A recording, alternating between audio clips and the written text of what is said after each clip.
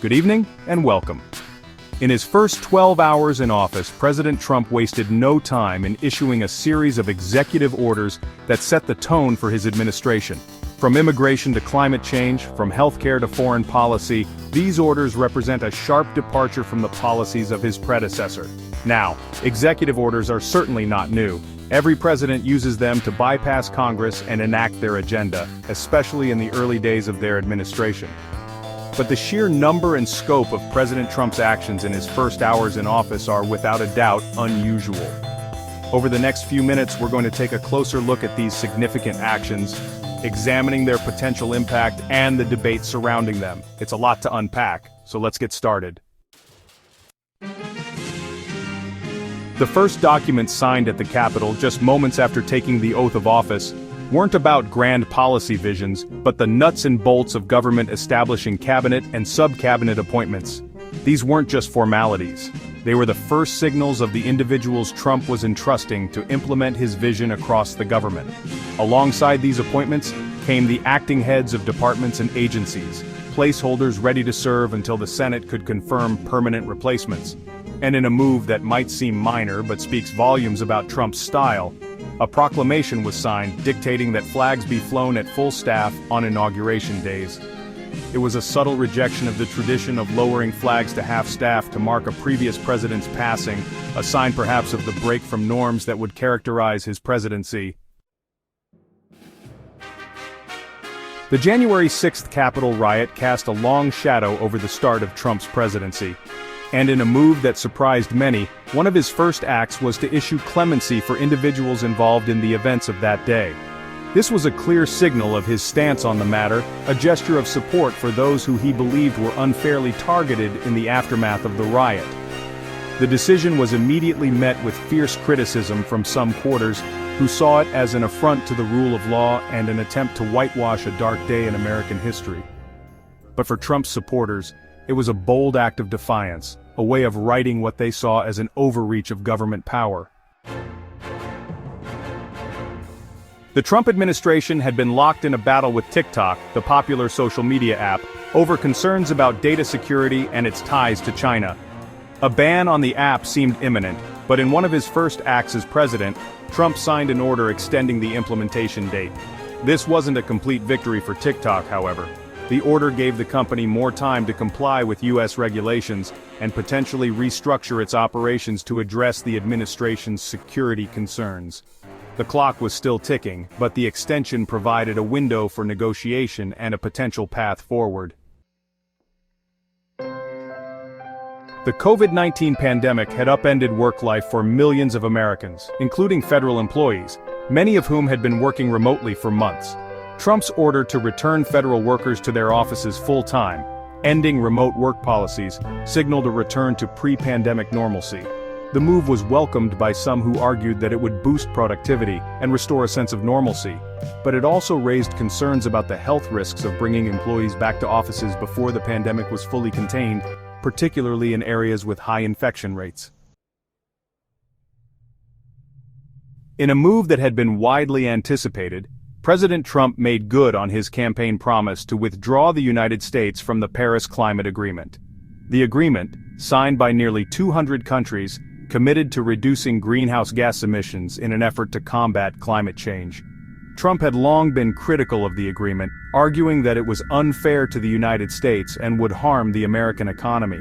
The withdrawal signaled a major shift in U.S. climate policy and drew condemnation from world leaders and environmental groups. President Trump's decision to withdraw the U.S. from the World Health Organization, WHO, the United Nations agency responsible for international public health, sent shockwaves through the global health community. Trump had been critical of the WHO's handling of the COVID-19 pandemic, accusing it of being too deferential to China and mismanaging the global response. The withdrawal, which took effect in July 2020, had significant implications for global health funding and cooperation. Critics argued that it would undermine efforts to combat the pandemic and weaken the WHO's ability to respond to future health crises. The immigration was a defining issue of Trump's presidency, and he wasted no time in taking action. In a flurry of executive orders, he moved to tighten immigration policies and enhance border security.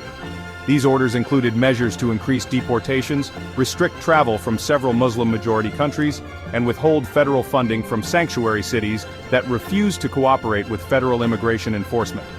These actions sparked immediate legal challenges and protests across the country, with critics arguing that they were discriminatory, inhumane, and harmful to the economy.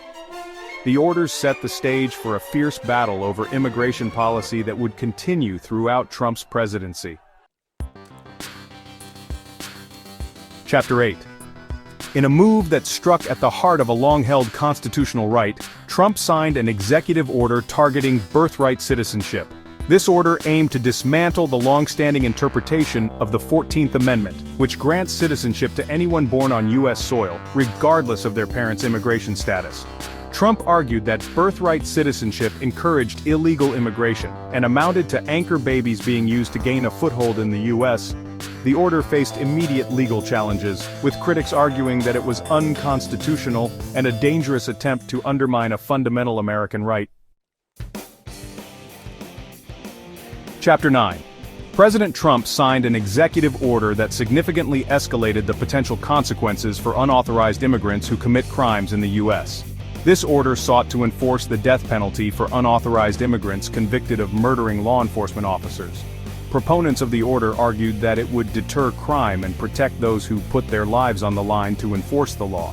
However, opponents condemned it as discriminatory, inhumane, and a violation of international human rights standards. Chapter 10. Trump had campaigned on a promise to cut regulations and unleash the American economy. And in his first hours in office, he began to make good on that promise, signing a series of executive orders targeting what he saw as burdensome regulations on businesses, particularly in the energy sector. These orders aimed to streamline permitting processes for pipelines and other energy projects, roll back environmental protections, and boost domestic energy production. Supporters hailed these moves as a much-needed boost to the economy, while critics warned of the potential environmental consequences and the risks of deregulation. These executive orders, signed in the whirlwind of his first 12 hours in office, were just the opening salvo in what would become a presidency characterized by bold action, fierce controversy, and a relentless drive to upend the status quo. Whether one agreed with them or not, these early moves provided a clear glimpse into Trump's priorities, his governing style, and the forces that would shape his time in the White House. The sheer volume of executive orders signed in such a short period was a testament to Trump's determination to act quickly and decisively, to make his mark on the office from day one.